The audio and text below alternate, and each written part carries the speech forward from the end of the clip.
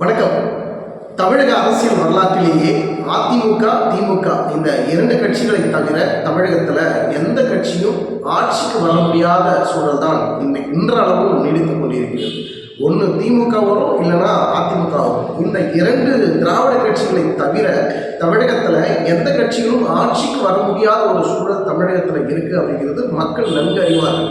ஆனால் 1991 காலகட்டத்துக்கு பிறகு மக்கள் தமிழகத்தில் ஒரு மாற்றம் வேணும், ஒரு மாற்று அரசியல், மாற்று ஆட்சி வேணும் அப்படின்னு மக்கள் விரும்புகிறாங்க. ஆனால் இந்த இரண்டு கட்சிகளை தவிர வேறு எந்த கட்சிக்கும் தமிழகத்தில் பெரிய அளவில் ஒரு அங்கீகாரமோ பெரிய அளவில் மக்களுடைய செல்வாக்கோ ஒருமித்த ஒரு பெரிய வரவேற்போ இல்லாததுனால மற்ற கட்சிகள், அதாவது திமுக, அதிமுக இரண்டு கட்சிகளை தவிர வேறு எந்த கட்சியும் ஒரு மாற்று சக்தியாக உருவாக முடியாத ஒரு சூழல் இருக்கிறது. 1991 காலகட்டத்துக்கு அப்புறம் தான் ஓப்பனர் ஆகட்டும், வைகோ ஆகட்டும், அதன் பிறகு தொடர்ச்சியாக பார்த்தீங்கன்னாக்கா சீமான், அதன் பிறகு விஜயகாந்த், இன்றளவுக்கு பார்த்தீங்கன்னாக்கா விஜய், இப்படி தொடர்ந்து பல கட்சிகள் எதற்காக புது கட்சிகள் உருவாகிறாங்க அப்படின்னா, ஒரு திமுகவுக்கு மாற்றாக, அதிமுகவுக்கு மாற்றாக இவங்க தான் ஆட்சி புரியணுமா, இவங்க தான் ஒவ்வொரு 5 ஆண்டு முடிவிற்கு பிறகு 5 ஆண்டு திமுக இருக்கிறாங்க, அடுத்த 5 ஆண்டு அதிமுக இருக்கிறாங்க. இப்படி மாறி மாறி இரண்டு கட்சிகளுமே ஆட்சி புரிகிறாங்களே, நம்ம ஒரு சக்தியாக வர வேண்டும். மக்கள் இதை எதிர்பார்க்குறாங்க.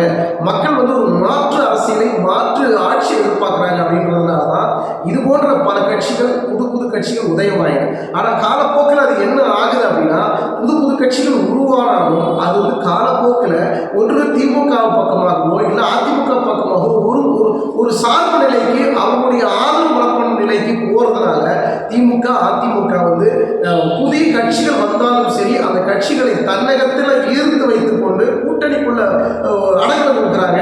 புதிய கட்சி தொடங்கி நான் ஒரு மாற்று அரசியல் கொடுக்குறேன், ஒரு மிகப்பெரிய மக்கள் மாற்றத்தை ஏற்படுத்துகிறேன், அரசியல் மாற்றத்தை ஏற்படுத்துகிறேன், மக்கள் என்ன மாற்றத்தை எதிர்பார்க்கிறாங்களோ அந்த மாற்று அரசியல் நாங்கள் கொடுக்குறேன்னு புது கட்சி தொடங்கியவர்களெல்லாம், வீரவசனம் பேசியவர்கள் எல்லாம் இன்று ஒரு திமுகவிலேயோ அதிமுகவிலேயோ தான் இருக்கிறாங்க.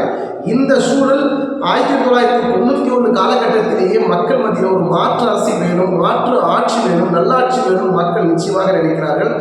திமுகவையும் சரி, அதிமுகவும் சரி, அவர்களை இவ்வளோ ஆண்டு காலம் நீங்கள் ஆட்சியில் இருந்துட்டீங்க, பதவிகளை வகிச்சிட்டீங்க, மற்றவர்கள் வரட்டும், மக்கள் நலனுக்கு ஏதாவது செய்யணும்னு வாய்ப்பு கொடுப்பதற்கு நிறைய எதிர்பார்க்கிறார்கள். அந்த எதிர்பார்ப்பு இன்றளவும் நடக்கலை அப்படிங்கிறது நிதர்சனமான உண்மையாக இருக்கிறது.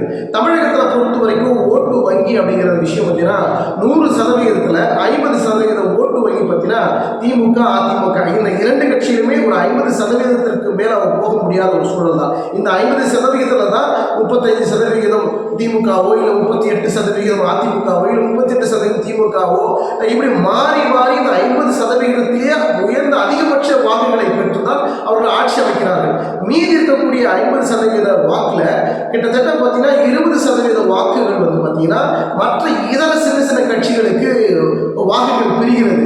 மீதி இருக்கக்கூடிய 30% வாக்குகள் என்பது, அதாவது 100ல் 50 2 கட்சிகளுக்கு போனாலும் கூட மீதி 20% வாக்குகள் மற்ற இதர கட்சிகள் போனாலும் கூட மீதி 30% வாக்குகள். அந்த 30% வாக்குகளில் 10% வாக்குகள் உடல்நல குறைவினாலேயோ, இல்லை டிராவல் பண்ணுற காரணத்தினாலேயோ, இல்லை உடல் உபாதைகள் காரணமாக ஓட்டு போட வர முடியாத ஒரு சூழல் ஏற்படுகின்ற இந்த 10% வாக்குகள் வாக்கு பதிவாகிறது இல்லை. மீதி இருக்கக்கூடிய அந்த 20%ங்கிறது நமக்கு, இவங்களுக்கு என்ன ஓட்டு போட்டு நமக்கு என்ன பண்ண போகிறாங்க, நம்ம போட்டதுனால என்ன நடந்துட போகுது, என்ன மாற்றம் வந்துட போகுது, திரும்ப திரும்ப இவங்க அதிமுக, திமுக தான் மாறி மாறி வர போகிறாங்க, இவர்களாம் என்ன ஓட்டு போட்டு என்ன செய்ய போகிறோம் கொடுங்க அப்படின்னு கேர்லஸாக விடக்கூடியவர்கள் தான் இந்த 20%. இப்படி இந்த சூழல் இருக்கின்ற இந்த பட்சத்தில் இன்னைக்கு புது புது கட்சிகள் தனியாக ஒரு மாற்று அரசியல் கொடுக்கணும், மாற்று ஆட்சி கொடுக்கணும்னு நினைக்கிறவர்கள் ஏன் ஏற்கனவே திராவிட கட்சிகளாக இருக்கக்கூடிய திமுகவோ அதிமுகவோ இப்படி மாறி மாறி மாற்று அந்த கட்சிகளுக்கு போய் ஒரு கூட்டணி உள்ள போகிறதோ, இல்லை தனக்கு அதிகார பலம் வேணும், ஒரு கட்சியில் ஒரு பங்கீடு வேணும், இல்லை ஒரு எம்எல்ஏ பதவி வேணும், அமைச்சர் பதவி வேணுங்கிறதுனால இருக்கக்கூடிய திராவிட கட்சிகள்கிட்ட போயிட்டு தஞ்சம் அடையக்கூடிய ஒரு சூழல் இருக்கிறதுனால தான் தமிழகத்தில் மிகப்பெரிய ஒரு வெற்றிடமாக மாற்று ஆட்சி அமையாமல் போவதற்கும், மக்கள் எதிர்பார்க்கக்கூடிய ஒரு மிகப்பெரிய ஒரு அந்த எதிர்பார்ப்பு அப்படிங்கிற மாற்று ஆட்சியை கொடுக்க முடியாமல் இந்த தமிழகத்தில் இருக்கக்கூடிய மிகப்பெரிய வெற்றியும் இந்த ஒரு பெரிய மோசமான ஒரு சூழல் நிலவுகிறது அப்படின்னு பொதுமக்கள் மத்தியில் அதிக அளவில் இருக்கக்கூடிய ஒரு பேசுபொருளாக இருக்குது. அதே நேரத்தில் மாற்று வந்து அந்த மாற்று அரசியல் கொடுத்துவிட முடியாது, மாற்று ஆட்சியை கொடுக்க முடியாது. காரணம் என்னன்னா, ஏற்கனவே பலமாக திமுக அதிமுக ஒரு வேரூன்றி மிகப்பெரிய அதோட அனுபவம் பெற்றவர்களாக இருக்கக்கூடிய இந்த இருவரும் கட்சியிலிருந்து ஒரு புதிய கட்சி தொடங்கக்கூடிய ஒரு கட்சியினால ஒரு மாற்றத்தை கொடுத்து விட முடியுமா, ஒரு அரசியல் மாற்றத்தையோ இல்லை ஆட்சி மாற்றத்தை கொடுத்து விட முடியுமானா முடியாது. நிச்சயமாக அவங்களுக்கு யாரோ ஒரு கட்சியில கூட்டணி வைக்க வேண்டும். அப்படி கூட்டணி வைக்கணும் அப்படின்னா ஒன்று திமுகவோ ஒன்று அதிமுகவோ தான் இருக்கு. அதே இடத்துக்கு தான் வரணும், பழைய இடத்துக்கு தான் வரணும். இந்த திமுகவையும் அதிமுகவை ஓரம் தள்ளி விட்டோ, நீக்கி விட்டோ, நிராகரித்து விட்டோ, இல்லை புறம் தள்ளி விட்டோ இவர்கள் எந்த கட்சியில் கூட்டணி வைக்காமல் இவர்கள் தனித்து நின்று ஆட்சி பிடிப்பது என்கிறது மிகப்பெரிய கடினமான ஒரு சூழலாக இருக்கிறது. இந்த சூழல் கொஞ்ச நாளைக்கு முன்னாடி விஜயகாந்த் அவர்கள் தேமுதிக கட்சி தொடங்கி அவர் வந்து தமிழகத்தில் ஒரு மிகப்பெரிய ஒரு பரபரப்பை ஏற்படுத்தி வரவேற்பை அதிகரித்து அவருக்கு ஒரு மக்கள் செல்வாக்கு வாக்கு செல்வாக்கு அதிக அளவு உயர்ந்தது. அதிமுகவுடைய பொதுச் செயலாளர் ஜெயலலிதா அவர்கள் இருந்த காலகட்டத்திலேயே, திமுகவில் கலைஞர் அவர்கள் இருந்த காலகட்டத்திலேயே தேமுதிகவை வந்து உருவாக்கி விஜயகாந்த் அவர்கள் ஒரு மாபெரும் இடத்தை பிடித்து ஒரு மாபெரும் தலைவராக உருவானார். சட்டமன்றத்தில் எதிர்கட்சி தலைவராக கூட வந்து அவர் வந்து சட்டமன்றத்துக்குள்ள எதிர்கட்சி தலைவராக அவர் குரலை பதிவு பண்ணாரு, மக்களுக்காக பேசினாரு. அது உள்ள நடந்த பிரச்சனைகள், அது பல சலசலப்புகள், அது வேற ஒரு கதை, அது வேற ஒரு ட்ராக்கு. ஆனாலும் அப்படிப்பட்ட ஒரு மாற்று அரசியலை கொண்டு வரணும்னா இன்னைக்கு வந்து விஜயகாந்த் வந்திருக்கிறாருங்க. நிச்சயமாக ஒரு திமுகவுக்கும் அதிமுகவுக்கும் நம்ம மாற்றாக தமிழகத்தில் வேற ஒரு கட்சி வந்து ஆட்சிக்கு வரப்போகுது அப்படின்னா தேமுதிக நிச்சயமாக வரும். விஜயகாந்த் அவர்கள் முதலமைச்சராக வரக்கூடிய வாய்ப்புகள் அதிக அளவில் இருக்கு அப்படின்னு மக்கள் மத்தியில் மிகப்பெரிய அளவில் ஒரு எதிர்பார்ப்பையும் ஒரு சந்தோஷத்தையும் ஒரு வரவேற்பும் அதிக அளவில் இருந்ததை நம்மளால் பார்க்க முடிந்தது. ஆனால் காலப்போக்கில் அது வேற மாதிரியான ட்ராக்கு மாறி இன்னைக்கு விஜயகாந்த் அவர்கள் நம்மிடையே இல்லை என்றதுதான் வருத்தமான செய்தியாக இருக்கிறது. அவர் ஒரு மாற்றத்தை கொடுப்பார் என்று மக்கள் எதிர்பார்த்தார்கள், நம்பினார்கள். அது நடக்காமல் போய்விட்டது. இனி அடுத்து வரக்கூடிய எந்த ஒரு புதிய கட்சி தொடங்குகிறவர்களும் ஒரு புதிய மாற்றத்தையோ அரசியல் மாற்றத்தையோ ஆட்சி மாற்றத்தை கொடுப்பார்களா அப்படிங்கிறது மிகப்பெரிய ஒரு கேள்வியாகத்தான் தொடர்ந்து கொண்டிருக்கிறது. இப்ப இருக்கக்கூடிய ஒரு சூழலில் திமுக அதிமுக ஒரு பலமான ஒரு சக்தியாக இன்னைக்கு வளர்ந்து நிற்கிறார்கள். இவர்களை வீழ்த்த வேண்டும் அப்படின்னா ஒரு புதிய கட்சி தொடங்கணும், நம்ம திமுகவை வீழ்த்திடலாம், அதிமுக வீழ்த்திடலாம் அப்படின்லாம் ஒரு கனவும் காண முடியாது. இன்னைக்கு ஒரு ஆப்ஷன் இருக்கு, ஒரு வாய்ப்புகள் இருக்கு. அந்த வாய்ப்பும் சரி, அந்த ஆப்ஷனும் சரி, அதிமுகவையும் திமுகவையும் ஒதுக்கிவிட்டு மற்ற கட்சிகள் உள்ள வந்து ஆட்சி பிடிக்கிறதுங்கிறது ஆப்ஷன் கிடையாது, மாற்று கிடையாது. ஒருவேளை விஜய் அவர்கள் அதிமுகவுடன் கூட்டணி வைத்தால் 2026 சட்டமன்ற தேர்தலில் ஒரு மாற்றம் இருக்கும், ஒரு டஃப் இருக்கும், கடுமையான போட்டி இருக்கும். இது மாற்று கருத்துக்கு இடமில்லை. அதே போல அதிமுகவுடன் நாம் தமிழர் கட்சி ஒருவேளை விஜய் இல்லாமல் நாம் தமிழர் கட்சி அதிமுகவுடன் கூட்டணி வைத்தால் கூட ஒரு டஃப் இருக்கத்தான் செய்யும். ஆனால் இந்த இரண்டு கட்சிகள் அதாவது ஒரு செக்மெண்ட்டை பிரிச்சு விஜயுடன் அதிமுக இல்லை நாம் தமிழர் கட்சியுடன் அதிமுக அப்படின்னா இப்படி தனித்தனி நின்னாலும் கூட ஒரு காம்படிஷன் இருக்கும், கடுமையான போட்டி இருக்கும். ஆனால் இது போதுமா, ஆட்சி பிடிப்பதற்கு இது போதுமா, ஜெயிப்பதற்கு ஜெயிச்சுட்டா மட்டும் போதுமா, ஆட்சி பிடிக்க வேண்டாமா அப்படிங்கிற ஒரு கேள்வி இருக்கிறது இல்லையா? அந்த மெஜாரிட்டி தேவைப்படுகிறது.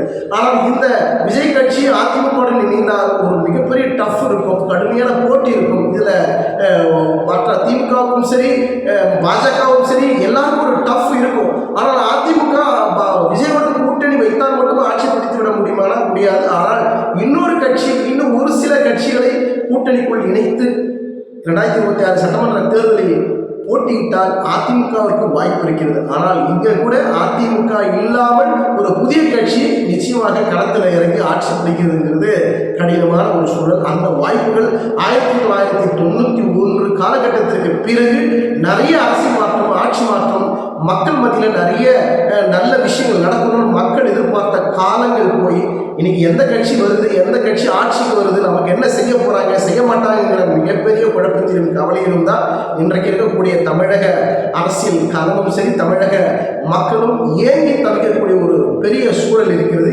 இந்த வரிசையில் வருகின்ற போது அதிமுகவை 3ஆம் இடத்திற்கு தள்ளி இன்னைக்கு பாஜக 2ஆம் இடத்திற்கு தமிழகத்தில் வளர்ந்து கொண்டு வருகிறது அப்படிங்கிறது நம்மளால மறுக்க முடியாத உண்மை.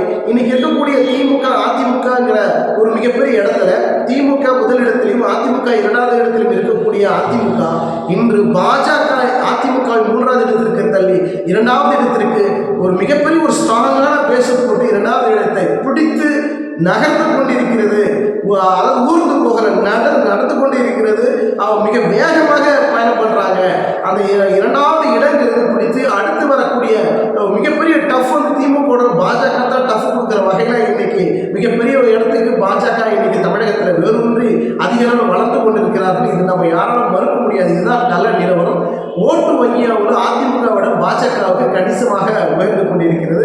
அதே நேரத்தில் பார்த்தீங்கன்னா தேர்தல் ஆணையத்திலிருந்து விடுதலை சிறுத்தைகள் கட்சிக்கும் வந்து நாம் தமிழர் கட்சிக்கும் இரண்டு கட்சிகளும் மாநில அந்தஸ்தை கொடுத்து அவங்களுக்கு உண்டான அந்த சின்னத்தை ஒதுக்கி உறுதிப்படுத்தி இருக்கிறாங்க. மாநில அந்தஸ்தை கொடுத்திருக்கிறாங்க. இப்படி வளர்ந்தாலும் கூட நாம் தமிழர் கட்சி சீமான் அவர்கள் என்றைக்கும் எனக்கு அணிந்து தான் போட்டியிடுவேன்.